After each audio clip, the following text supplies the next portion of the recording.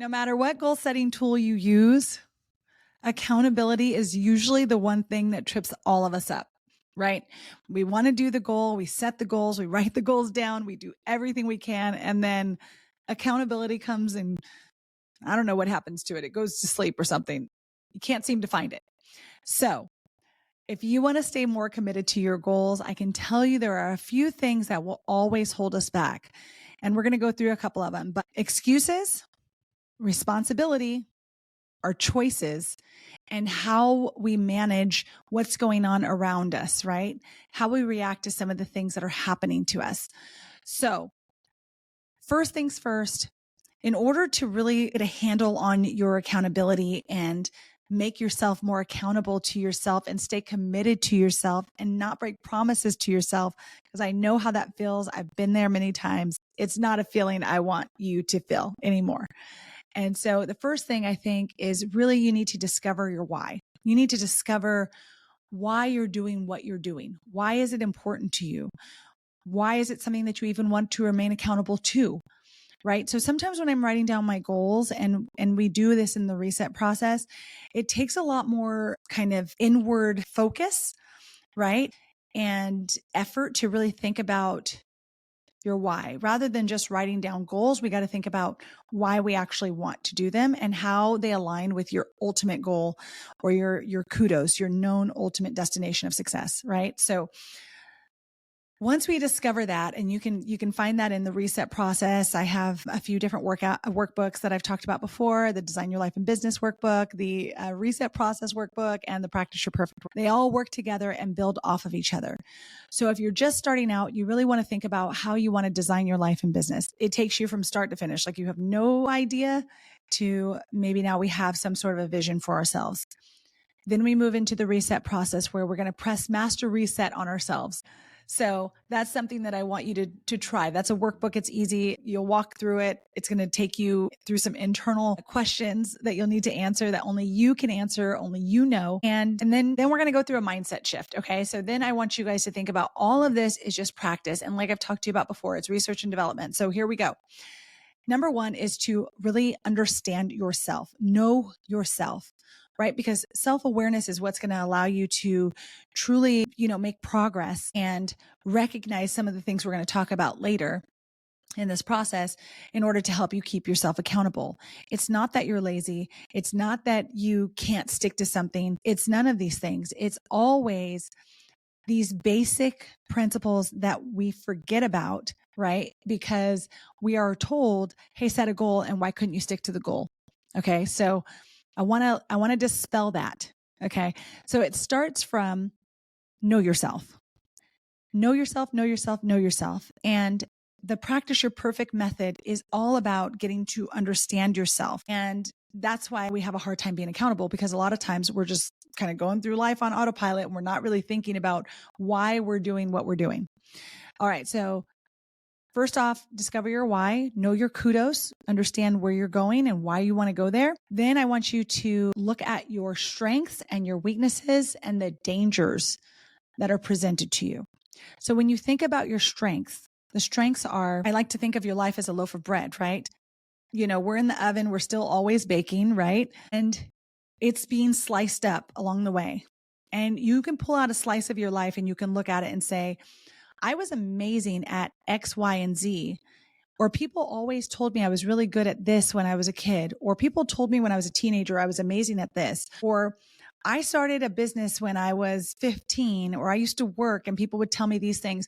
You pull out these slices and you look at different aspects of your life to kind of see what people were telling you, what you perceived as your weaknesses and what others perceived as your weaknesses or your strengths.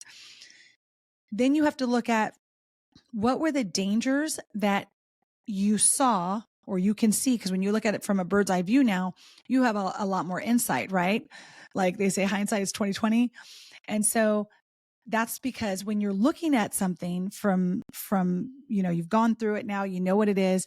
What were some of the things that tripped you up, right? When you were making some mistakes, what were the things that tripped you up for that? It could be something as simple as, I know I always talk about food and diets and all these things, but it's something that, we all struggle with. So if it's something like, hey, for instance, during COVID, my daughter was making cookies and we were having drinks here and there and we were doing a lot of movies. And so it became kind of a sedentary situation. But when I realized that you can't do those things, that's how I came up with walking every morning. And we changed it into a new habit, right? Because you could be outside, you just couldn't be with other people. So start looking at like some of the things that you've done, because you have a lot of experience and you have a lot of knowledge in that loaf of bread, right? Which is life. And we don't stop to reflect on those things and look back. So look back on those things and ask yourself what that was, right? Look at your strengths, your weaknesses, and the dangers that you saw, and write all those things down. I'm not a big proponent of focusing on weaknesses and trying to fix those weaknesses. I'm a big proponent of focusing on your strengths and then leaning into those strengths and finding a way to supplement your weaknesses, knowing what they are and supplementing. If you're not an organized person, then maybe you need to work with somebody who is organized or have an organizer come in and help you with whatever that might be. But if you don't know what those weaknesses are, then when you add people in to help, they may not actually be much of a help, right? Okay, so number two is responsibility for not only your actions, but your reactions to things, right? So a lot of times when we are taking responsibility, it's because we took an action and we need to take responsibility for that. What I want you to think about is your reaction to things, because oftentimes your reaction is what is taking away the time that you need in order to do whatever it is that you were trying to accomplish, right? So as an example, if your knee-jerk reaction is to answer your phone every time it rings, well, then it's going to be hard to get things done because people are always affecting your energy. So maybe you need a boundary. And oftentimes when you look at your reactions to things, there is a boundary that is necessary that you may have missed in the past, whatever that might be. I use this one all the time. I try not to answer my phone before 12 o'clock because most of my energy level that I have to commit to something that might require deep work is before 12 o'clock. But if I answer my phone at 12 and someone tells me something that makes me upset or makes me sad or the news or whatever the case, then I'm not fully energized to show up and do the work that I want to do with the full amount of energy that I want. So it's managing your reactions to the things that come your way, as well as, of course, taking responsibility for your regular actions. Number 3, plan the work and then work the plan. It's the best phrase I've ever heard, and it is so true. Because honestly, when you're planning the work, you're planning it, hopefully, if you're using the 161 method, you're planning it in accordance to what aligns with you, right? And aligns with your kudos and aligns with your ultimate vision and all of those things, right? And then your values, if you've gone through that exercise, your values then dictate your priorities, right? So if I value my family, then my first priority is going to be my family, which helps me organize my day. It's not going to be work, because work is not a priority over my family, right? But if work is in my second priority, then I'll have family, and then I'll have work, and then I'll have fun, or however your priorities align with your vision. And so it's important to make sure that you are writing out your priorities in accordance to your values. That's what dictates your schedule. And then lastly, when I say plan the work and work the plan, you really are looking at your rhythms and routines that work the best for you. So if you are someone who is naturally very good at night and your energy is high in the evening, maybe you need a little bit more time to get started in the day, then I would organize your day to harness that energy in the evening, right? So maybe you do more of your, basic tasks like folding laundry or things that don't require any energy as you're kind of waking up. And whereas for me, I'm a morning person, so I'm going to do my laundry and all of those things and dishes. I'm going to do those towards the end of the day when I don't need the mental energy to do these things.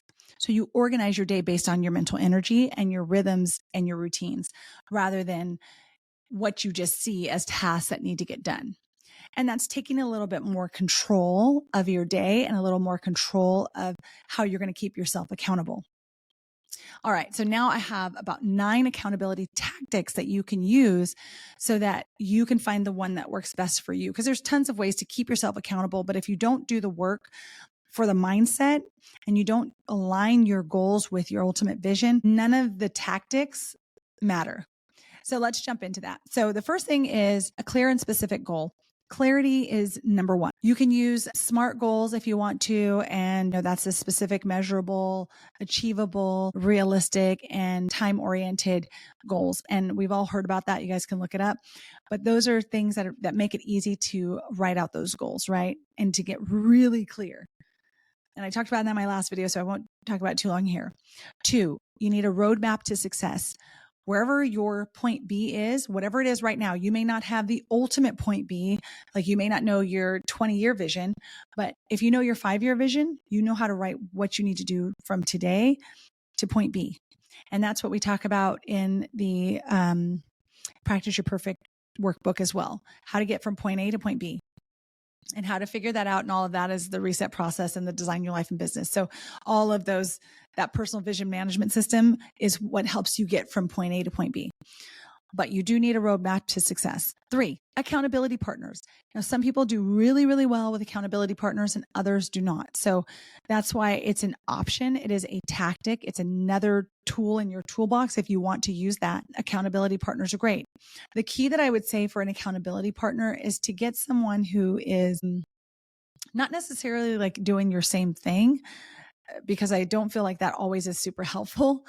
I think someone who knows your personality and even potentially complements your personality, maybe in those areas where you might be weak and they are strong. Like if they're strong in organization and you're weak in that area, that might be a good accountability partner because they'll help you organize yourself, which is why it's so important to understand where your weaknesses are, but understand your strengths as well so that you know what you offer and you also understand what someone can offer to you.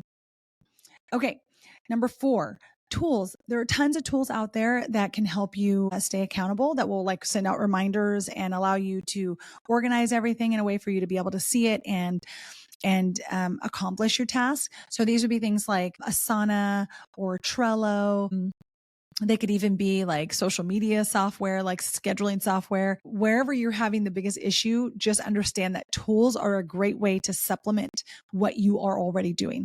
And you can add different tools to that. Just find what you need, put those in place, and they will help you remain accountable if that's how you work best.